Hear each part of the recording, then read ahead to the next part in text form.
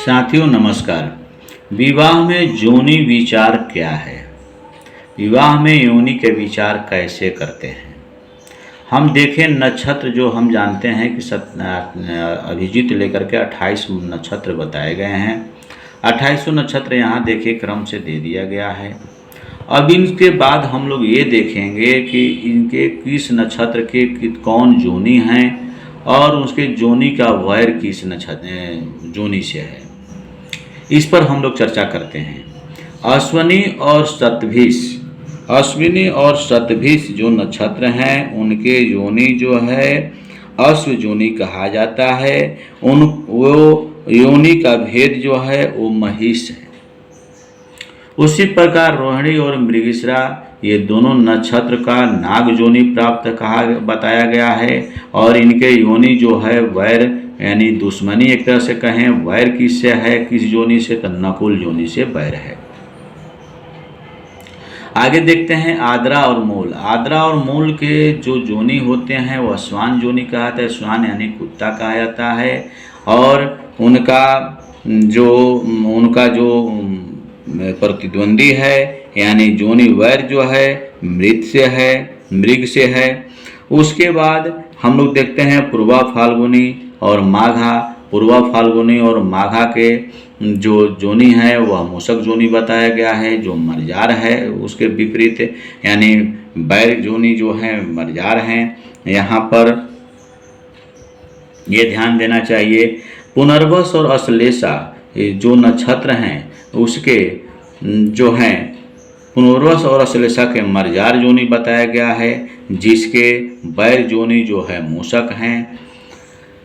उत्तरा फाल्गुनी और उत्तरा भाद्रपद के योनि जो है गौ का योनि बताया गया है, जिसके विपरीत हैं यानी वैर हैं। वैरी योनि हैं व्याघ्र यानी बाघ जिसको कहते हैं। स्वाति और हस्त इसके जो योनि हैं वह महिष योनि बताया गया है, जिसमें अश्व उसके विपरीत हैं। ज्येष्ठा और अनुराधा के योनि जो है मृग योनि बताया गया है और उसके विपरीत वैरी जो हैं वह श्वान योनि है। चित्रा और विशाखा व्याघ्र योनि के हैं, जिनके वैरी जो हैं वो गौ बताया गया है। श्रवण और पूर्वाषाढ़ा के वानर योनि बताया गया है, जिसके विपरीत भेड़ा को कहा गया है। उसके बाद घनिष्ठा और पूर्वा भाद्रपद के सिंह योनि बताया गया है और उसको गज विपरीत बताया गया है। गज योनि जो है विपरीत है। अभिजीत और उत्तराषाढ़ा का योनि जो है नकुल योनि है और उसके विपरीत वैरी जो होते हैं सर्प यानी नाग। पुष और कृतिका के योनि जो है मेष योनि बताया गया है। जो मेष में भेड़ा होता है आप समझ ही रहे हैं, इनका मरकट विपरीत योनि बताया गया है। रेवती और भरणी का योनि जो है गज योनि बताया गया और उनके विपरीत वैरी योनि जो है सिंह है।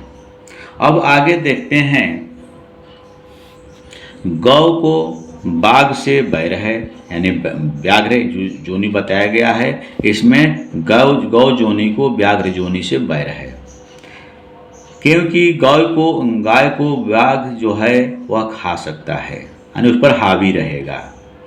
हाथी को सिंह से है।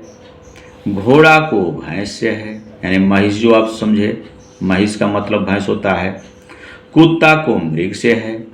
नकुल को सर्प से है यानी नकुल नेवला को सर्प हावी रहता है नेवला पर हमेशा।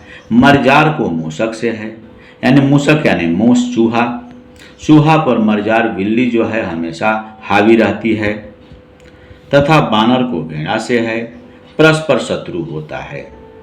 अतः इसको त्याग कर योनि प्रीति का विचार करना चाहिए। यदि शुभ चाहे तो स्त्री पुरुष स्वामी सेवक एवं अन्य लौकिक कार्य विवाह आदि में इसे त्याज देना चाहिए, त्याज समझें बताया गया है।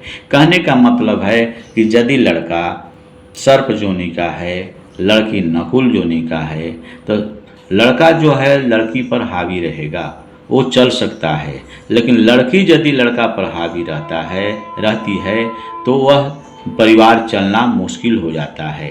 यानी एक दूसरे पर समानता कम से कम मिलनी चाहिए, एक दूसरे की समानता होनी चाहिए। यानी एक दूसरे का माने यदि समानता न हो तो समझें कि वह परिवार चलना मुश्किल होता है, बाद में टूटने की संभावना हो जाती है। जैसे मान लीजिए गौ है, तो गौ के लिए आप जो है महिष इत्यादि से यदि मिल रहा है, लड़की गौ है, लड़का महिष है, तो चलेगा, समानता लगभग हो जाएगा। लेकिन अब लड़की गौ है और लड़की गौ है और लड़का बाघ है, बाघ है लड़की, लड़का गौ है, तो ऐसे में थोड़ा सा विपरीत एक दूसरे से बैर की बात बताई गई है। यानी समानता दोनों में स्थापित नहीं हो पाता है। इस कारण ये जोनी विचार विवाह कार्य में यानी अष्टकूट मिलान जो हम लोग करते हैं उसमें अब शुभ नहीं बताया गया है, एक दूसरे को विपरीत बताया गया है, जिससे जीवन में प्रेम होने की संभावना कम हो जाती है, परिवार भविष्य में टूटने की उम्मीद हो जाती है। इसलिए पहले इसका विचार करके ही हमें विवाह कार्य संपन्न करना चाहिए। धन्यवाद।